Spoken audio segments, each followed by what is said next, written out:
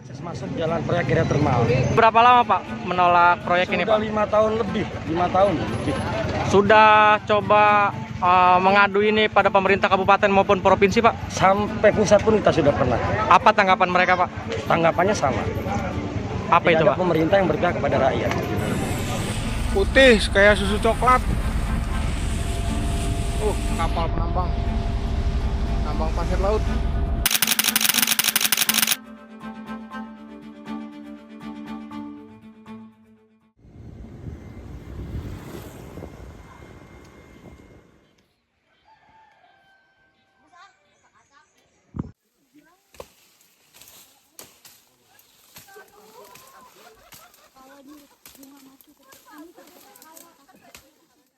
Ada yang seperti kewajiban saya gitu. Bukan itu, ya sama kalau katanya waras.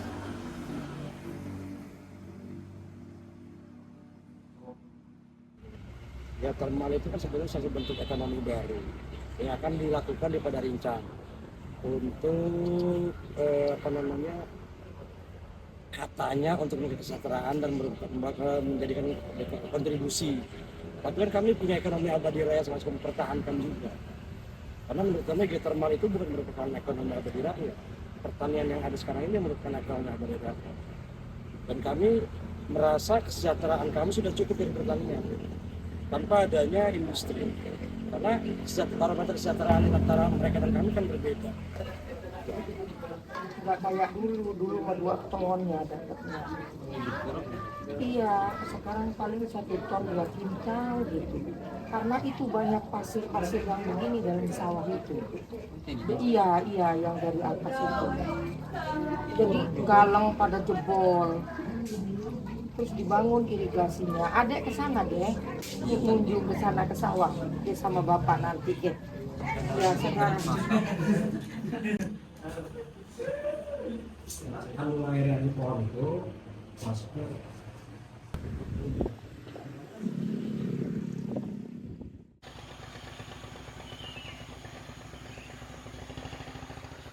itu baik pengaruh tarik gue aja dari Abdul aja sekali 2 kali denger langsung paham. Jadi sekarang kita lagi mempersiapkan untuk melaut, untuk memberikan logistik yang bakal nanti bekal untuk melautnya gitu. Sekarang kita mau ke rumah nelayannya Pak Yudi, mungkin bisa lanjut. Barunya rombongannya itu sih. Bisa aja gitu ya. Kalau ke pulaunya sama ya Pak ya? Sepulaunya? Sama gitu Pak? Enggak.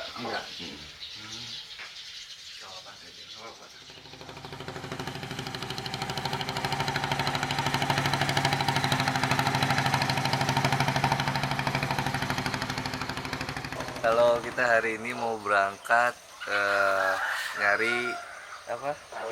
Ranjungan. Kita berangkat menggunakan 2 kapal bersama Pak Yudi dan Pak satu lagi nggak tahu kita. Cuman kita lagi persiapan pengen berangkat. Kita berangkat sejam lagi.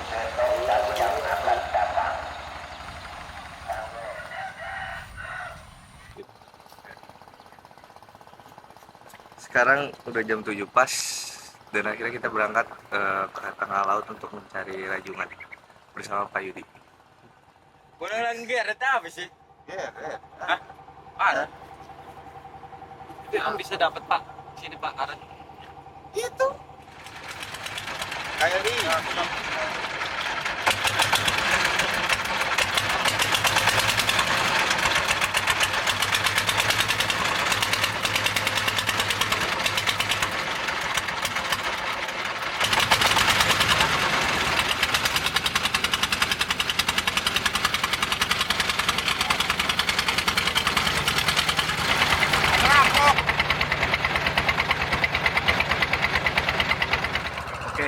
Tadi sedikit ada kendala pada saat mau berangkat untuk melaut yang lebih ke tengah karena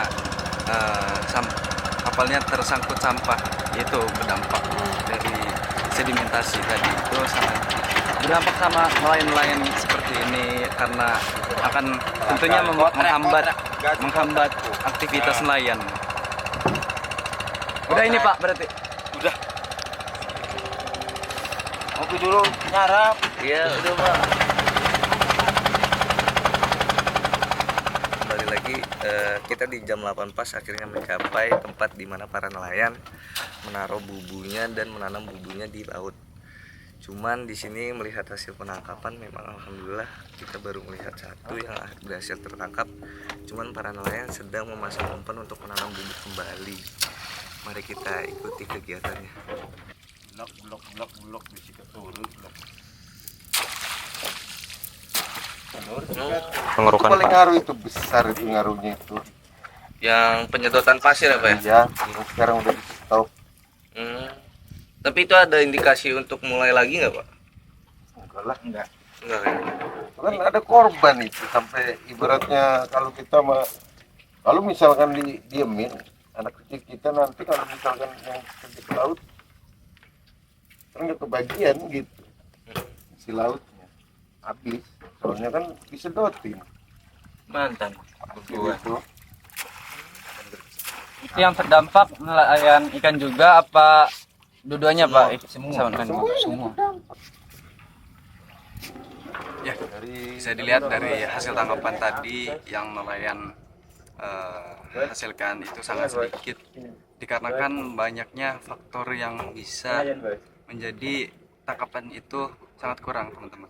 Salah satu faktornya itu limbah ataupun juga pengurukan pasir yang dilakukan di Laut Tunda menjadi salah satu faktor utama di mana itu berdampak besar gitu untuk nelayan-nelayan, untuk semua ekosistem di laut.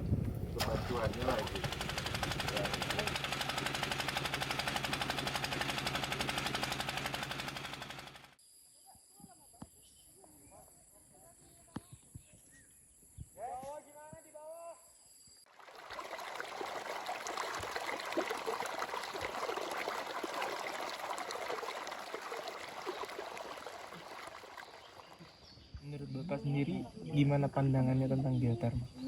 Ya, perusahaan geotermal itu ya sebetulnya tadinya awalnya itu pihak perusahaan menanyakan apakah gimana sih kalau misalkan ada geotermal, kata masyarakat kalau hasilnya untuk orang banyak, untuk kemanfaatan orang banyak nggak apa-apa dilanjut, tapi sekiranya kalau merugikan masyarakat udah jangan dilanjutin gitu.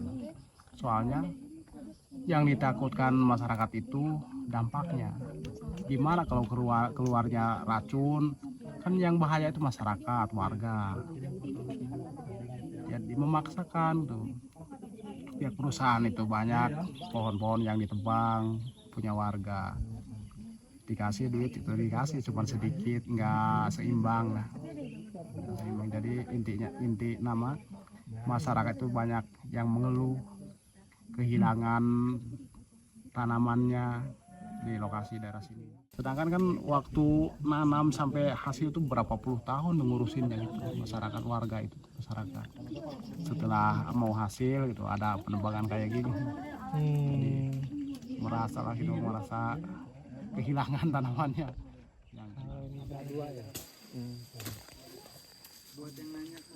Ini untuk penampungan yang disedot itu nampungnya di sini, tampung. Buangan di sini. Ya pembuangan di sini. Lama-lama tahun-tahun kan istilahnya penuh ya. Jadi Kalau lagi ada hujan malah akan ke atas airnya ini. Naik ya?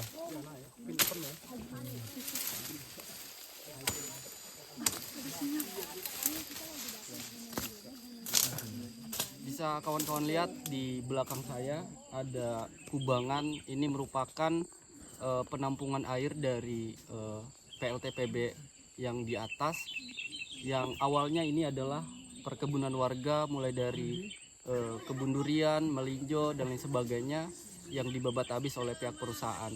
Dan memang kerugian yang dirasakan masyarakat khususnya yang punya kebun di sini itu memang terdampak begitu, dan dari pihak perusahaan tidak memperhatikan dampak-dampak yang terjadi kepada masyarakat. Konsep ekonomi yang ditawarkan dengan membuat geothermal merupakan sebuah tawaran yang bisa dibilang sebagai nilai tambah dalam segi ekonomi atau malah merugikan? Menurut pemahaman kami, nilai tambah itu adalah nilai di luar nilai yang sudah ada nilai baru tapi tidak merupakan ancaman. Kalau menurut dari sistem cara kerja geothermal, kami adalah sangat-sangat merugikan masyarakat kami ke depannya. Makanya terjadi penolakan secara masif di daerah kami tentang aktivitas ekonomi baru yang bernama geothermal ini. Artinya secara nggak langsung emang geothermal ini cukup beresiko. Dengan melihat kejadian di daerah yang sudah ada seperti di Mataloko, di Dieng, di Sorik Merapi, sangat-sangat sekali merugikan masyarakat di berbagai sektor. Bilang kalau waktu kayak semut sih loh. Awan baik. Awan malah ior diomong lah. Ya, kembali lagi. Alhamdulillah kita sudah sampai di tempat di mana para nelayan biasanya mencari kepiting atau rajungan yang biasa disebut. Dan tadi perjalanan kita menuju dari muara, bisa disebut dari sungai, dari tempat para tinggal nelayan sampai ke tempat.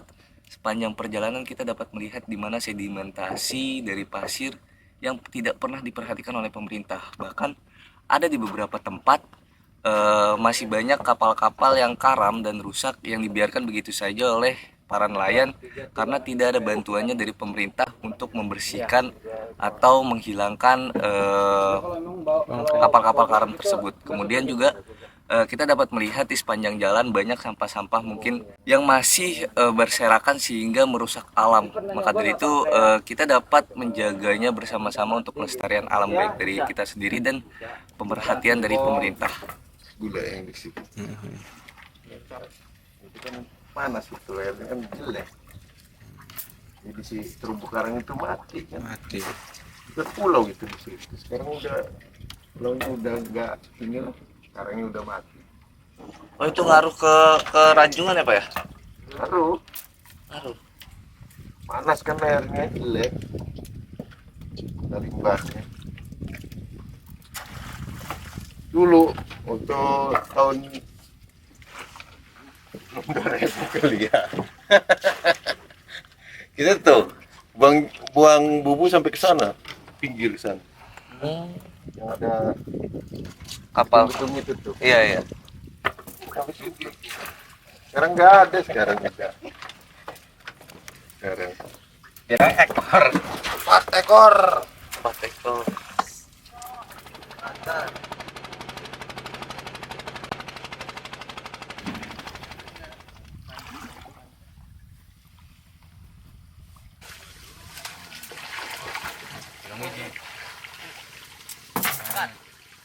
Sulang kau deh. Itu kali during. Jering. Yang mau posting.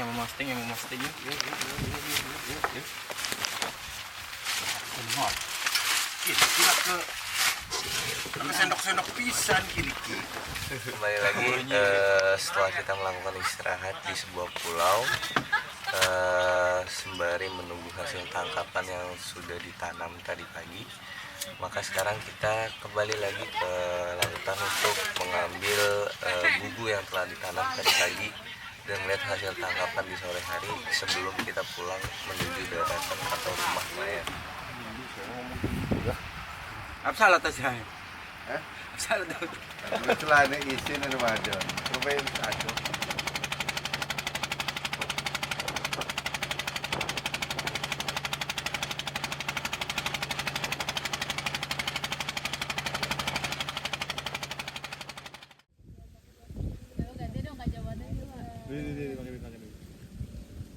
Gue nggak cocok kan ya. Nolak adanya perusahaan geothermal tersebut. Ya, mudah-mudahan nggak sampai dilanjut. Ada yang setahun, ada yang 5 tahun. Jadi berjenjang gitu karena kena banjir gitu ya. Akhirnya si materialnya itu ke bawah ke sawah. Ini aja contohnya.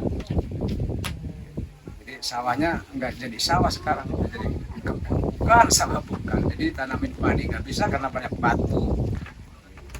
Air dari kali naik, ya keinginan di masyarakatnya kebanyakan geothermal yang nggak boleh dilanjut lah, karena karena dampaknya itu udah kerasa gitu.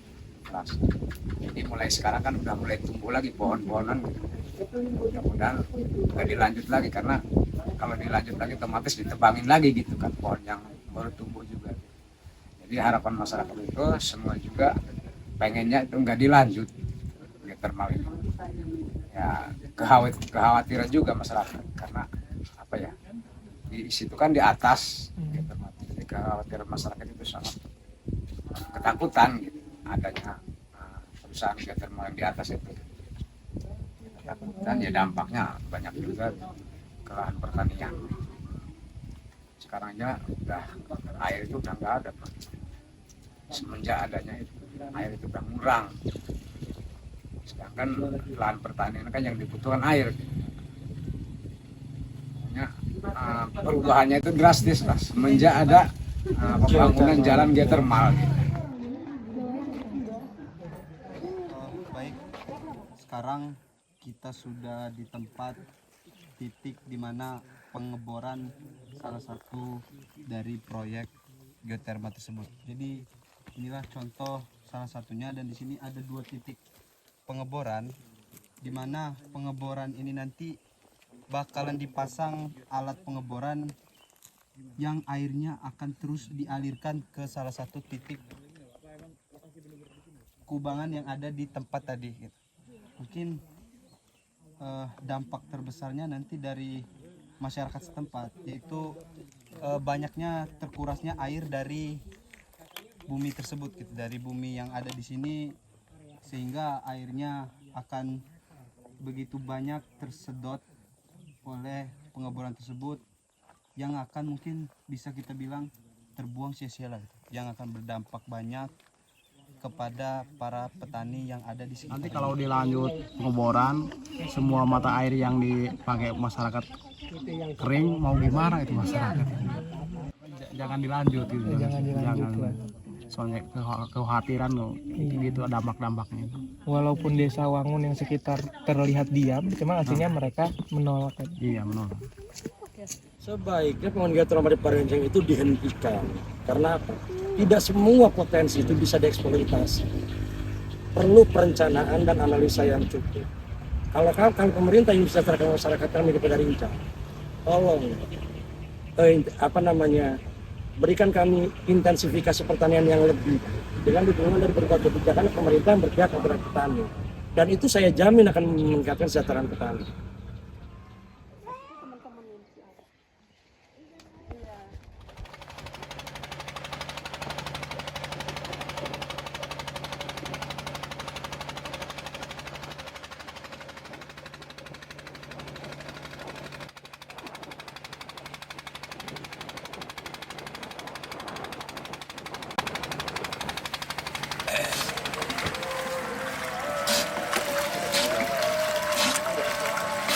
Alhamdulillah, kegiatan kita hari ini bersama bapak-bapak para nelayan, salah satu nelayan Ranjungan yang hari ini berangkat untuk melaut sudah selesai, dan tangkapan hari ini lumayan, kita dapat banyak, hampir 10 kilo lebih.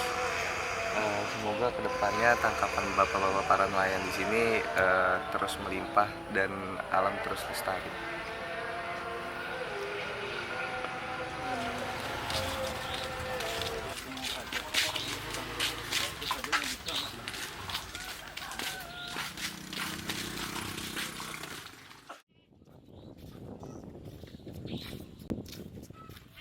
Melanjutkan, kemudian ada 3 masalah yang memang terjadi di desa Tunggal Jaya, PPN Karanghantu, Kota Serang, Provinsi Banten, di mana sedimentasi lumpur ataupun pasir masih ada dan terdapat di aliran sungai ataupun bahkan sampai ke permuaraan perbatasan laut dan sungai.